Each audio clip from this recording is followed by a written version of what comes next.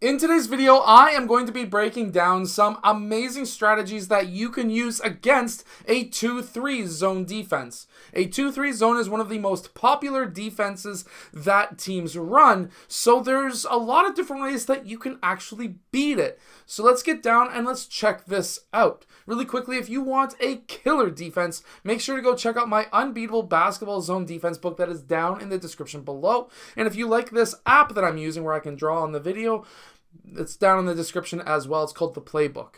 Okay, so the main idea behind a 2-3 zone, actually there's a few different reasons why teams would run it. So number one is they don't trust your team's offense, the ability to shoot threes. The other team may be running it because maybe their center is just so large that he can't match up against your team's center, which he wouldn't be there, but maybe he just can't match up in a man-to-man against your team's center. Or maybe they have a couple of maybe slow guys or whatever. There's different ways of hiding players in zones like a 2-3 so that you don't have to have that player guard certain players who are on offense. So the gaps in this zone would be essentially right there. These would be the double team locations, and you can use this to your advantage. Also, the double team locations would be roughly essentially down here. Now, the idea why you would want to know this is because now, let's say you have a player who wants to attack that spot. That is essentially a weakness in that zone because now that leaves a lot of spots that are wide open. So now, just by driving and kicking that ball, you now have another gap. Now, if this player was filling that gap, for example, it could shift like this.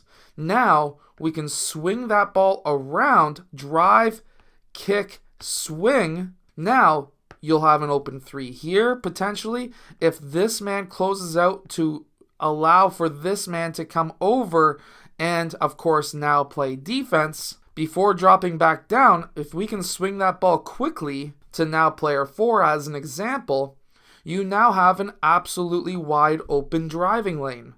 You have now are going to be able to attack another gap. Now the defense is going to shift down and shift over. This man might be moving down to try and double team because obviously this is a double team location. Obviously, if nobody shifts in time, this is an open layup. But if they have shifted, you can run a very easy, simple strategy. And we've actually seen highlights on my YouTube channel here with David on his team that he plays for in his own age group where he kicks that ball out. That now shifts the defense one more time. He pops out.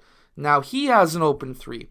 Drive, kick, swing is such an easy basketball offense to run against a 2-3 because you're always attacking a gap. This is why I go with the more unconventional route against the 2-3 in most cases with a 5-out offense because it's so easy. Now, another way to beat a 2-3 zone, and of course there's a few different ways of running a 2-3 zone. A lot of teams will double team up top that will pull these players away from the baseline, in which case you can have baseline cutters, pass, layup. There's so many options there, and that happens quite often. Baseline cutters get wide open, especially when you start having the defense shift and the defense shifts too high and it leaves a massive gap on the opposite baseline.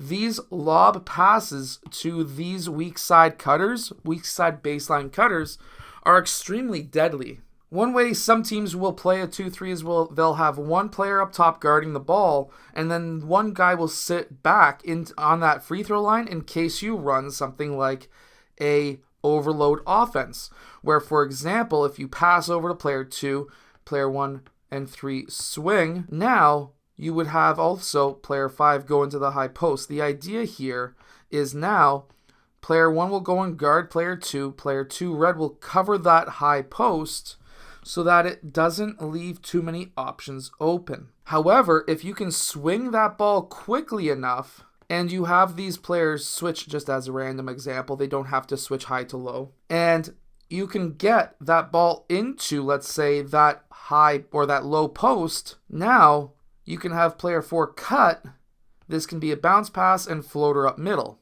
You can also, just as an example, we'll put these defenders back in their spot. If we were to pass over to player 2, just as an example, these guys switch, and player 5 gets into the high post, we get a pass into player 5.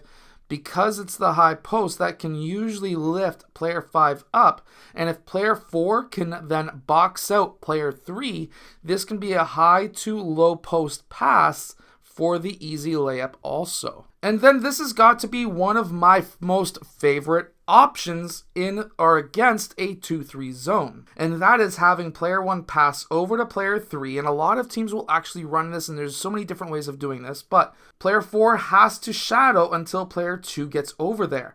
Well, after we make this pass, player 1, he is going to cut to that corner. But at the same time, player 5 is going to set a screen on player 4. So that now, when player 3 makes that pass over to player 1 has the open lane to drive, he has the ability to shoot, and if he does drive, let's say he drives, and that draws player 5, and obviously this is going to draw player 4 down also, he could now kick the ball back out to player 5, or if player 4 was posting up his man, he could pass over to player 4 for that layup now. So there's lots of different options. You always want to try and get that ball into the paint.